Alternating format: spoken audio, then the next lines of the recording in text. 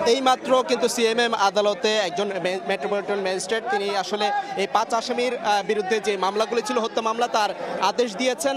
যেই আমি একটু আদেশটা একটু বলি যে লালবাগ থানার যে খালিদ সাইফুল্লাহ হত্যা মামলা সেখানে কিন্তু আনিসুল হক সাবেক আইনমন্ত্রী এবং সালমান এফ রহমানের এবং জিয়াউল হাসান যিনি সাবেক মেজর জেনারেল তাদের এই তিনজনের কিন্তু 5 দিন করে রিমান্ড মঞ্জুর করেছে। এছাড়া নিউ মার্কেট থানার যে হত্যা মামলা সেখানে কিন্তু সালমান এফ রহমান, জিয়াউল হাসান এবং আনিসুল হক সাবেক আইনমন্ত্রী তাদের কিন্তু আবারও 5 দিন করে রিমান্ড দিয়েছেন। অর্থাৎ এই দুই মামলায় কিন্তু 5 দিন করে 10 দিন করে রিমান্ড দেওয়া হয়েছে। এছাড়া বাড্ডা থানার যে সুমন হত্যা মামলা সেখানে দীপমণি আর 4 দিনের রিমান্ড মঞ্জুর করা হয়েছে। সাবেক মন্ত্রী তার কিন্তু 5 দিনের রিমান্ড মঞ্জুর করা হয়েছে। এছাড়া আরেকটি মামলা রয়েছে যেটা ভাটারা থানার দায়ের করা মামলা, সেখানে আসম ফিরোজ রশিদ যিনি সাবেক চিফ হুইপ তার কিন্তু 7 দিনের রিমান্ড মঞ্জুর করা হয়েছে। প্রত্যেকের আসলে 10 দিন করে রিমান্ড চাওয়া হয়েছিল। আমরা এখন একটু আইনজীবীর বক্তব্য শুনবো।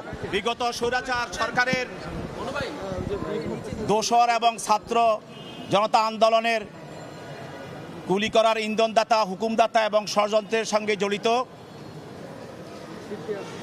সাবেক আইনমন্ত্রী আনিসুল হক এবং বাণিজ্য উপদেষ্টা সালমান এফ রহমান এবং কুখ্যাত আয়নাঘরের স্রষ্টা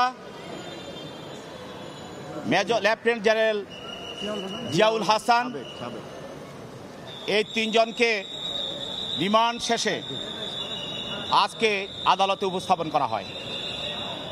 বিজ্ঞ আদালতে তদন্তকারী কর্মকর্তা লালবাগ থানা মামলা নাম্বার ৭-৮-২৪ এই মামলায় একটি দরখাস্ত দিয়ে রিমান্ড প্রার্থনা করেন এবং এই মামলার ঘটনায় বলেন যে গত 18/7 তারিখে আজিমপুর গোলচক্করে ছাত্র জনতার উপর পুলিশ গুলিবর্ষণ করে। এই গুলিবর্ষণে আইডিয়াল স্কুল অ্যান্ড কলেজের একাদশ শ্রেণীর ছাত্র খালেদ হাসান সাইফুল্লাহ গুলিবিদ্ধ হয়ে মৃত্যুবরণ করে। তার পিতা এই আসামিদের বিরুদ্ধে এই মামলাটি দায়ের করে এবং এই মামলায় তদন্তকারী কর্মকর্তা আরও বলেন যে তিনি প্রাথমিক তদন্তে এই আসামিদের বিরুদ্ধে প্রাথমিক তথ্য প্রমাণ পেয়েছেন এবং আসামিদের ইন্ধন এবং ষড়যন্ত্রে যে পুলিশ গুলি করে ছাত্র জনতাকে হত্যা করেছে তারও প্রাথমিক তিনি তথ্য প্রমাণ পেয়েছেন এবং আরও তথ্য জানার জন্য, আরও জিজ্ঞাসাবাদ করার জন্য কারা এই হত্যার সঙ্গে জড়িত আর কারা কারা এই হত্যাকে ইন্ধন দিয়েছে, মদত দিয়েছে তাদেরকে বের করার জন্য তাদের 10 দিনের রিমান্ডের প্রয়োজন। বিজ্ঞ আদালত তদন্তকারী কর্মকর্তার বক্তব্য শোনেন। পরবর্তীতে আসামি পক্ষের আইনজীবী আসামিদের পক্ষে বক্তব্য রেখেছেন। বিজ্ঞ আদালত উভয়ের বক্তব্য শোনার পর আসামিদেরকে 5 দিনের রিমান্ড মঞ্জুর করেন। একই সঙ্গে এই আসামিদেরকে আরেকটি মামলা, সেটা হলো নিউ মার্কেট থানা মামলা 7-7-24 এই মামলায় তাদেরকে গ্রেপ্তার দেখানোর জন্য বিজ্ঞ আদালতে প্রার্থনা করেন এবং আদালত যথারীতি তাদের গ্রেপ্তার দেখান। তৎপর তদন্তকারী কর্মকর্তা এই মামলায় এই আসামিদের জড়িত থাকার কারণ দেখিয়ে এবং এই মামলায় সবুজ আলী ঢাকা কমার্স কলেজের একাদশ শ্রেণীর ছাত্র, তাকে পুলিশ ঢাকা কলেজের সামনে গুলি করে হত্যা করে। এই কোমলমতি ছাত্র, সাধারণ ছাত্র যাদের সামনে অনেক বড় ভবিষ্যৎ, এই পাষাণরা তাদের কুপরামর্শে, তাদের ষড়যন্ত্রে এই স্কুল ছাত্র এবং কলেজ ছাত্র তাদেরকে হত্যা করে। তদন্তকারী কর্মকর্তা প্রাথমিক তদন্তে এদের জড়িত থাকার বিষয়টি নিশ্চিত করেন এবং তাদেরকে আরও জিজ্ঞাসাবাদ করার জন্য 10 দিনের রিমান্ড প্রার্থনা করেন। বিজ্ঞ আদালত আসামি পক্ষের আইনজীবীর বক্তব্য শুনে এবং প্রসিকিউশনের বক্তব্য শুনে 5 দিনের রিমান্ড মঞ্জুর করে। আরেকটি মামলায় দুটি মিলে একবারে বলে দেন একবার। আরেকটি মামলা, এই 2 মামলায় সালমান এফ রহমান এবং আনিসুল হক এবং আয়নাগরের কারিগর জিয়াউল হাসান এদের বিরুদ্ধে এই 2 মামলায় 5 দিন 10 দিনের রিমান্ড মঞ্জুর করেন।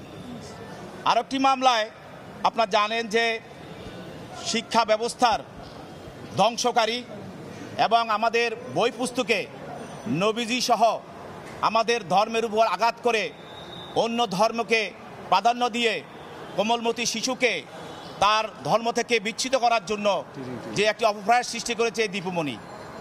এই দীপুমণি আপনারা জানেন যে সে চাঁদপুরে সে এবং তার ভাই ওই এলাকায় যে অত্যাচার করেছে এবং নিপীড়ন করেছে এবং সেখানে বালুমহল থেকে যে দখলদারি করেছে, গত তারিখে তাকে যখন আদালতে আনা হয় তখন হাজার হাজার চাঁদপুরবাসী এই এলাকায় ভিড় করে।